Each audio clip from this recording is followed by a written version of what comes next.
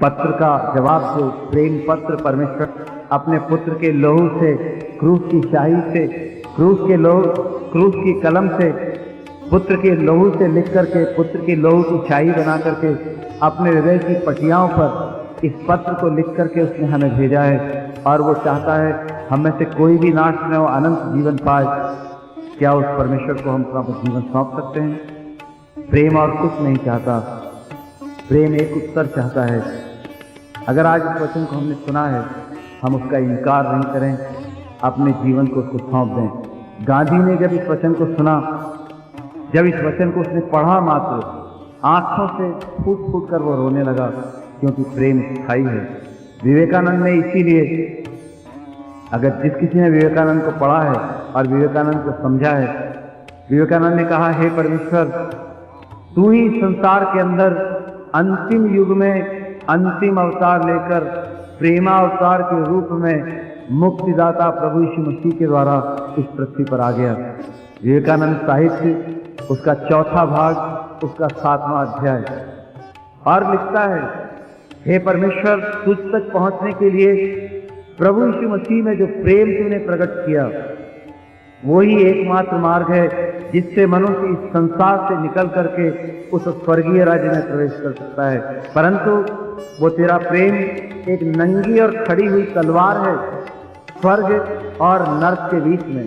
जो व्यक्ति उस प्रेम की तलवार पर विश्वास योग्य होकर, बिना कटे हुए, बिना पांव में एक भी तलवार की धार की चोट लगे हुए, बिना लहू बहे, बिना घाव हुए उस पार चला जाता है, निष्पाप आज्ञा मानता हुआ उस प्रेम में डूब करके वो मृत्यु से पार जीवन में प्रवेश कर जाता है। और इसीलिए जैसा मैं परसों कह रहा था, विवेकानंद ने उसके बाद ही कहा, इसलिए अगर मैं प्रभु यीशु मसीह की उपासना करूं तो और किसी रूप में नहीं करूंगा, मैं उसकी उपासना एक प्रेमी परमेश्वर के रूप में करूंगा। और इसीलिए उसने पुकार करके ईसाइयों को कहा, हे ईसाइयों, तुमने तो उसको मंदिरों और मस्जिदों का हिसाब बना दिया है, तुमने तो उसको गिरजों में बांध दिया है। वो प्रभु यीशु मसीह गिरजों में और धर्म के बंधनों में बांधने के लिए नहीं है। पर अगर मेरा प्रभु यीशु मसीह मुझे भारत के मार्गों पर चलता हुआ मुझे दिख जाए, तो मैं नरेंद्र, विवेकानंद का घर का नाम नरेंद्र था, मैं नरेंद्र साष्टांग प्रभु के चरणों में गिर जाऊंगा। और मैगदलिनी की मरियम ने तो अपने आंसुओं से उसके पांव धोए थे, पर मैं नरेंद्र अपने हृदय को चीर करके उसके लहू से उसके पांव धोऊंगा, क्योंकि वो प्रेमावतार है। भारत की सड़कों पे मुझे मिल तो जाए, पर उस नरेंद्र को इस भारत की सड़कों पर वो प्रभु नहीं मिला, उस प्रभु के जीवन को उसने कहीं नहीं देखा, क्योंकि परमेश्वर प्रेम है और प्रभु यीशु मसीह उस प्रेम का स्वरूप है। और वो प्रेम क्रूस पर प्राण देकर हम सबके लिए मुक्तिदाता बनकर, परमेश्वर ने प्रेम को पुत्र के रूप में भेजा और वो पुत्र हमारे लिए प्राणों को देकर हमारा मुक्तिदाता बन गया। आज ये प्रेम पत्र जब हमारे पास पहुंचता है, नरेंद्र ने उसको नहीं पाया, पर हमने पाया। गांधी ने उसके बारे में पढ़ा और आंसू बहाए, परंतु उसके उस स्थायी अनंत जीवन को नहीं पाया। हम पाने के लिए क्या आज अपने जीवन को सौंप सकते हैं? श्रीमती इंदिरा गांधी ने इसी प्रेम के सुसमाचार को 1977 की 1 जनवरी को मुझसे सुना, जब मैंने कहा, मैडम, परमेश्वर आपको भी प्रेम करता है, ये प्रधानमंत्री की कुर्सी नीचे नहीं रहेगी, एक दिन नीचे से खिसक जाएगी, उस दिन आपके प्राणों की रक्षा कौन करेगा? वो प्रेमी परमेश्वर जो अपनी प्रतिज्ञा के द्वारा रक्षा कर सकता है, वो स्रष्टा है। क्या आप उसको अपना जीवन दे सकती हैं? तब उन्होंने मुझे कहा, Dharam Prakash, are you teaching me Christianity? क्या तुम मुझे क्रिश्चियन धर्म सिखाते हो? मैंने कहा, नहीं मैडम, मैं चाहता हूँ आप जीवन पा जाओ। क्रिश्चियनिटी जिसको कहते हैं संसार में तथाकथित, उससे मेरा कोई लेना देना नहीं। वो मेरा प्रेमी जीवन दाता है, उसने मुझे जीवन दिया, मैं चाहता हूँ वही जीवन, क्योंकि मैं आपसे प्रेम रखता हूँ, इसलिए मैं चाहता हूँ आपको वो जीवन मिल जाए। उन्होंने मुस्कुरा के उसको टाल दिया और मुझे कहा, अभी तो भुवनेंद्र बरुआ से बात कर लो, जो कांग्रेस के अध्यक्ष थे, उसके बाद कभी फुर्सत होगी तो हम लोग फिर बात करेंगे। क्या इंदिरा गांधी का जीवन बचा? क्या उस प्रेम को पा सकी? इसलिए अगर आज परमेश्वर आपसे बात कर रहा है, गोलियों की धड़ाधड़ आवाजें हुई, आज नहीं जानते वो कहाँ हैं, उनका अंत क्या हुआ। यहाँ प्रधानमंत्री थी, वो भोला भाला कबूतर राजीव गांधी यहाँ प्रधानमंत्री था। 2 मई को वो मेरे घर पर था, 21 मई को उसकी हत्या हो गई। 19 मई को चुनाव थे और उस चुनाव के दौरे के दौरान जब मैं मद्रास में हैदराबाद में सेवा कर रहा था, वो पुष्कर आया, मेरे घर आया। हमारे घर में बच्चों की तरह से था वो, बचपन से खेले कूदे साथ थे हमारे परिवार के लोग। जब जवाहरलाल जी के साथ, पंडित मोतीलाल नेहरू के साथ मेरे पिता का प्रेम रहा। एक बार जब मैंने उसको समाचार दिया तो उसने टाल दिया और कहा जब अगली बार आप दिल्ली आएंगे तो फुर्सत से बैठकर बात करेंगे। उस दिन 2 मई के दिन, उसके असैसिनेशन से 19 दिन पहले, जब मेरा घर पर आया तो सूजन थी चेहरे पर, पाँव में सूजन थी, दौड़ते दौड़ते थक गया था, चेहरा पीला पड़ गया था। मेरी छोटी बेटी जो उसे बहुत प्यार करती रही, उसका नाम मुनमुन है, उसको मामू मामू कहती थी हमेशा। तो उसने कहा मामू आप बहुत थके हुए हैं, आप थोड़ी देर आराम कर लो। उसको कॉफ़ी बहुत पसंद थी, उसने कहा मैं आपके लिए कॉफ़ी बना देती हूँ, कम से कम एक प्याला पी लो। भीड़ खड़ी थी बाहर, कारों के लबाज में खड़े थे, वो सिर्फ एक क्षण के लिए मिलने के लिए आया था। और मेरी बेटी ने कहा मामू कॉफ़ी पी लो।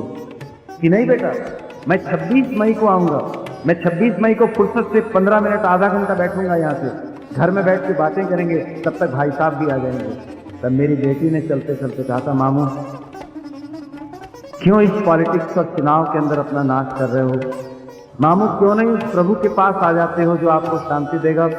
इस चुनाव में जीत के आप प्राइम मिनिस्टर बन के भी क्या कर लोगे मामू, वो प्राइम मिनिस्टरशिप तो नानी की नहीं रही, इंदिरा गांधी की नहीं रही, तो आपकी कहाँ रहेगी। मामू क्यों नहीं प्रभु के पास आ जाते हो, देखो प्रभु आपको प्रेम करता है। तो मुस्कुरा के कहा, उसकी ठुड्डी पकड़ के कहा Munmun you are very naughty, yes God loves us but I want to test the love of God next time when I will कम।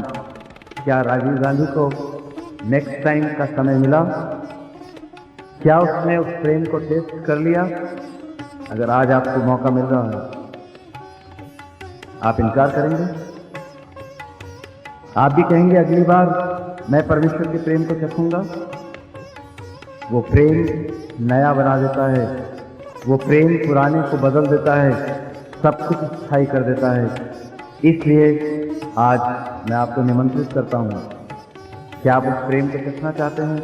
वो प्रेम सर्वोत्तम है, वो प्रेम स्वर्गीय है, और वो प्रेम जीवन को बदल के, प्रेम की प्रतिज्ञा है कोई भी नाश न हो, स्पष्ट क्षमादान है, चाहे सारे हमारे पाप अर्गवानी रंग के हों, चाहे हमारे पाप खून के रंग से भी अधिक गहरे हों, चाहे घिनौनेपन से भरे हुए हों, चाहे हमारे पाप क्रिम्जन रंग के हों, चाहे हमारे पाप लाल रंग के हों, चाहे हमारे पाप कितने ही पुराने हों, परमेश्वर हमें से हर एक को बुला रहा है।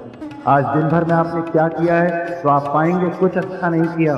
हम दिन भर में परमेश्वर के विरुद्ध चले, कहीं ईर्ष्या है हमारे मन के कोने में, कहीं जलन है, कहीं द्वेष है, कहीं दुर्वासना है, कहीं अपशब्द है, कहीं घमंड, कहीं संसार की चिंता है, कहीं शरीर की अभिलाषा है, कहीं जीविका का घमंड है, कहीं आंखों की अभिलाषा है। हम इस नाशवान संसार में नाश से घिरे हुए हैं, कुछ भी स्थायी नहीं है, स्थायी उसका प्रेम है। अगर आज ये प्रेम हृदय में बस जाए, इसीलिए मैं उस प्रेम का वर्णन अगर करता तो आप रात को 12-1 बजे तक यहीं बैठे रहते। इसलिए मैं कहता हूँ उस प्रेम का वर्णन नहीं किया जा सकता, वह अपरिमेय है, वह अपरिहार्य है। सिर्फ प्रेम का उत्तर एक ही है, उसने हमसे प्रेम किया और हमारे बदले के अंदर अपने आप को दे दिया।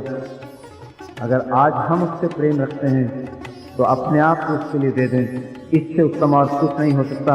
देखिए, मैंने बड़े बड़े लोगों की बात आपसे कह दी है।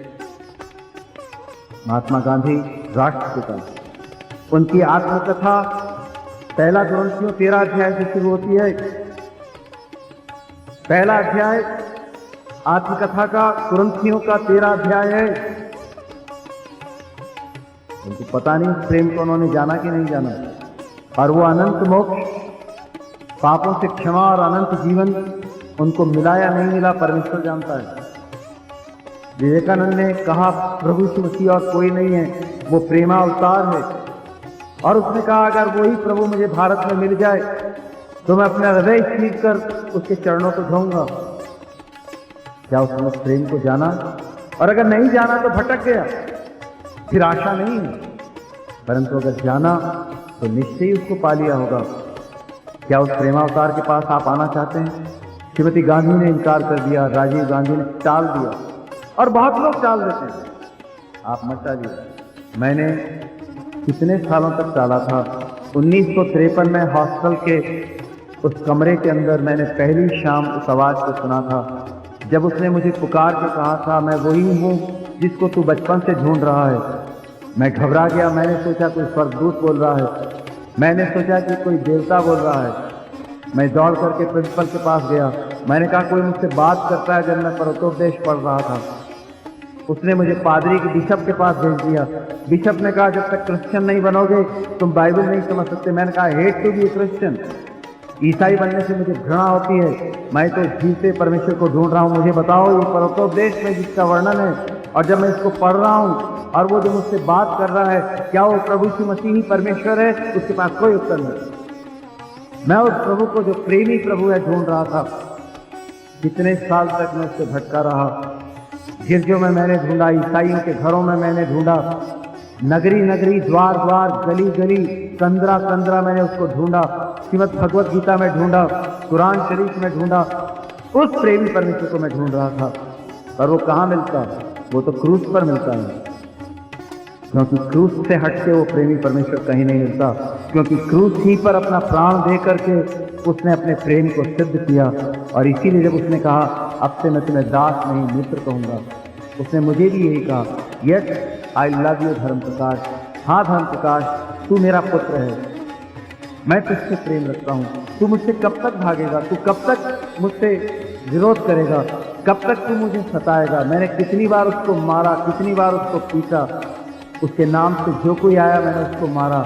जिस किसी ने उसकी बात मेरे से की, और उस सबसे अधिक मेरी पत्नी ने उसको भोगा।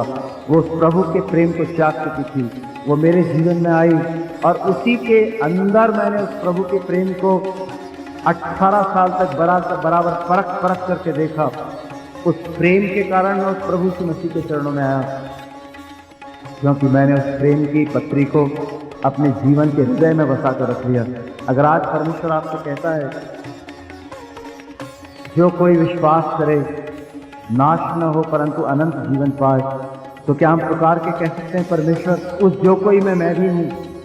और प्रेम का प्रतिदान एक ही है, जिसने हमसे प्रेम किया और हमारे पापों के लिए अपने आप को दे दिया।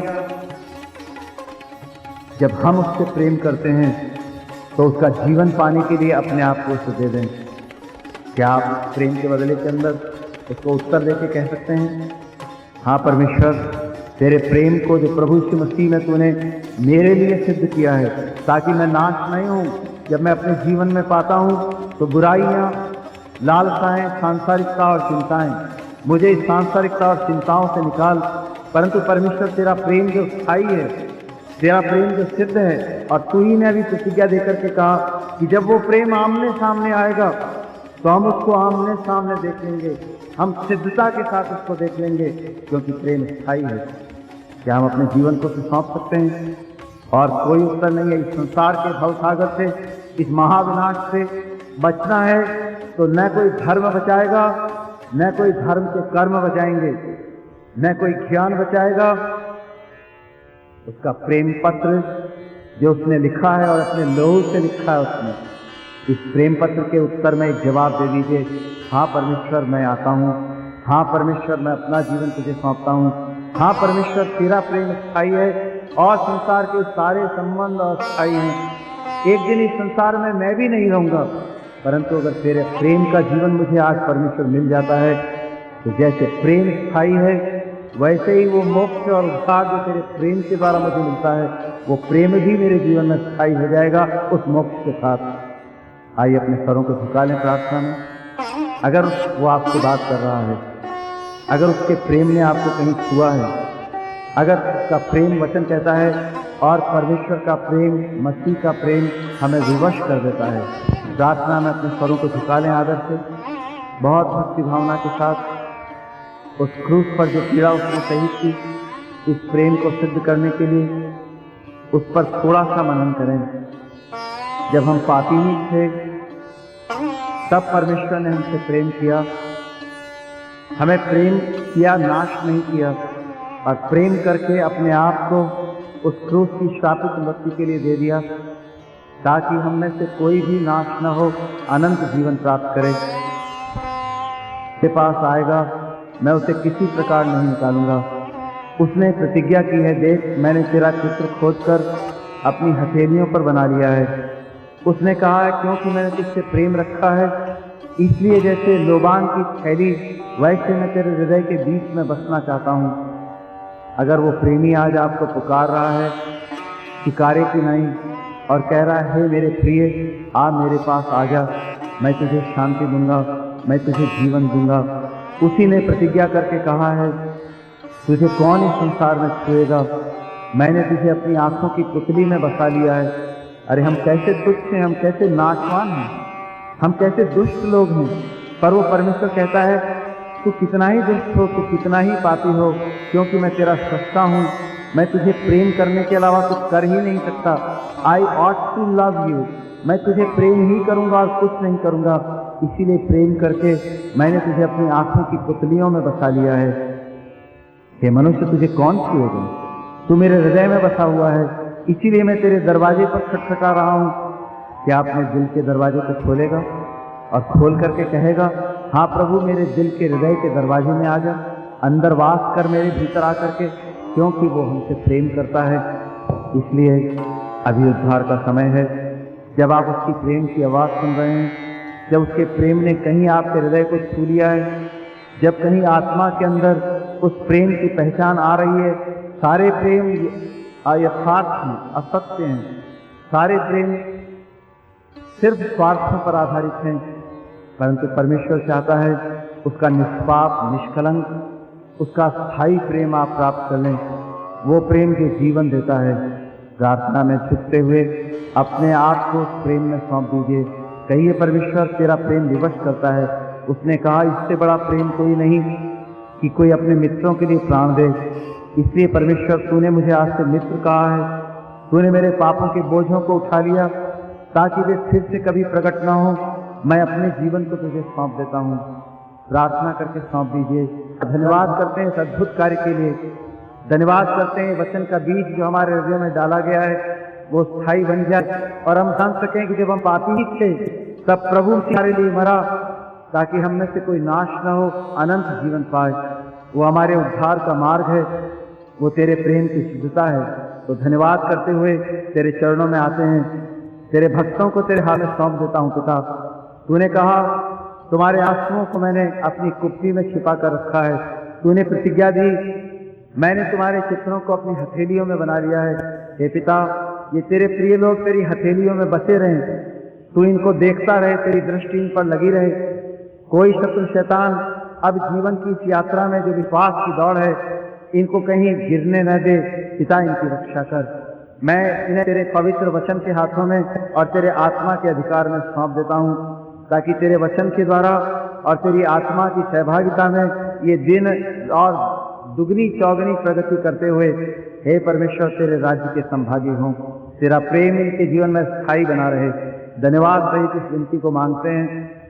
महिमा के साथ हर एक को विदा कर, सुन और ग्रहण कर प्रभु यीशु मसीह के ऊंचे उठाए हुए, श्रेष्ठ और सराये हुए, पवित्र और धन्य नाम में। आमीन।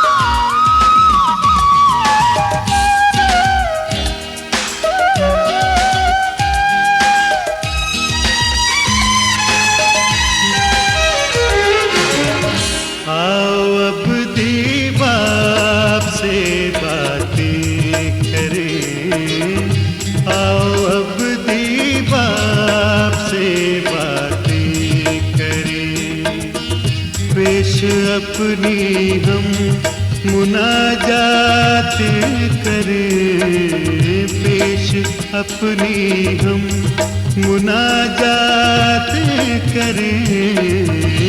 आओ अब दीवार से बातें करें, आओ अब दीवार से बातें करें।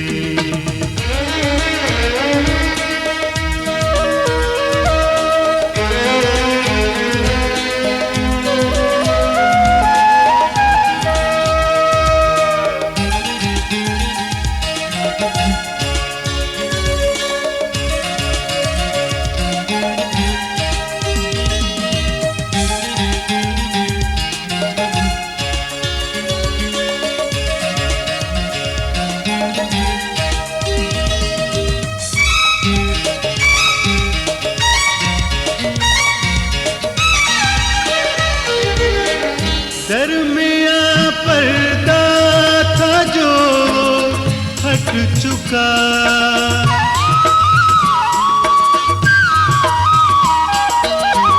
दरमियाँ पर्दा था जो हट चुका, दरमियाँ पर्दा था जो हट चुका।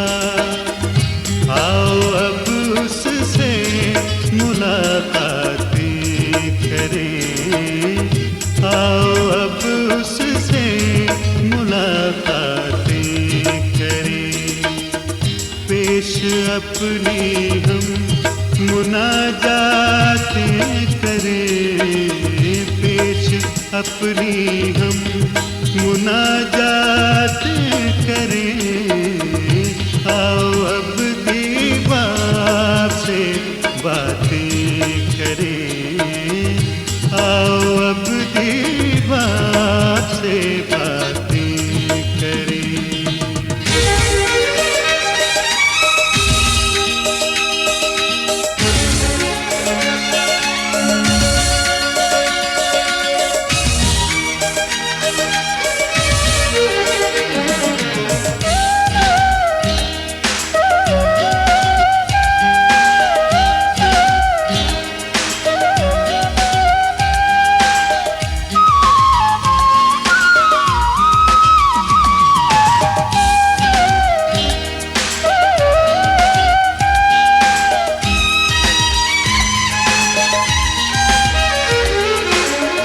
लम्हा लम्हा हो ज़बां पर अलमसी,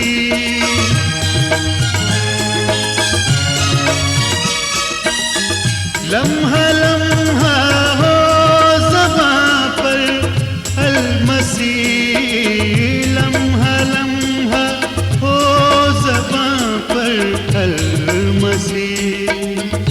यूं दुआ में हम बसर रातें करें, यूं दुआ में हम बसर रातें करें।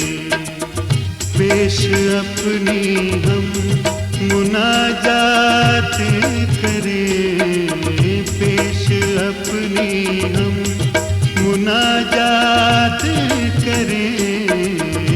आओ अब दीवार से बातें करें, आओ अब दीवार से बातें करें।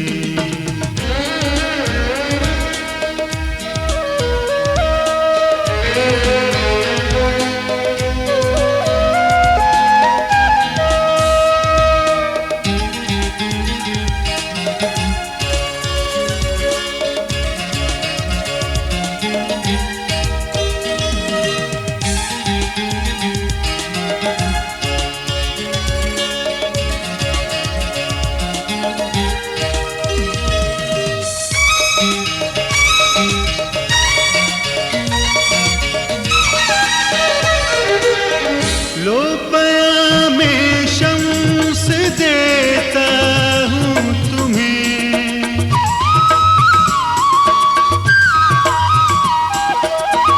लो पयामे शम्स देता हूँ तुम्हें, लो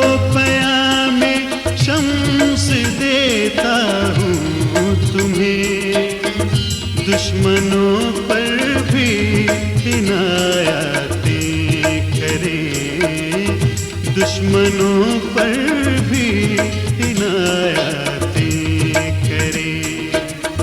पेश अपनी हम मुनाजातें करें, पेश अपनी हम मुनाजातें करें।